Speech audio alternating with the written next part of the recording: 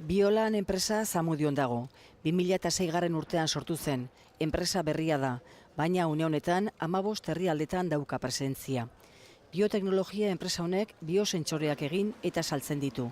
Eta aipagarriena, teknologia erabiltzen du sektore tradizionaletan, lehen sektorean batez ere.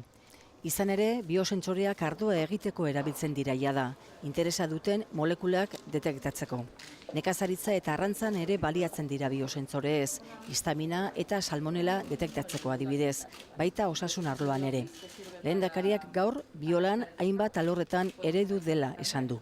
Euskadiko bioteknologia sektorea indartzen duen enpresa. Izan ere, sektore hori gure etorkizuneko ekonomia eta enpresa sarearen lehentasunezko sektorea da. Eta gobernua horren alde ari da. Inigo Urkulluk garapen jasangarria defendatu du gaur ere, euskal ekonomiaren eredu gisa. Bere hitzetan Jaurlaritzak ez du beste eredurik nahi. Eredu hau garatzeko esan du Urkulluk, beharrezkoa da elkarrizketa soziala berreskuratzea. Elkarrizketa, hitzarmena eta adostasuna gure herriaren enpresa kulturaren parte izan dira beti. Ildo horretan, elkarrizketa soziala, gizarte elkarrizketa berreskuratzea da gure herrialde helburu bat.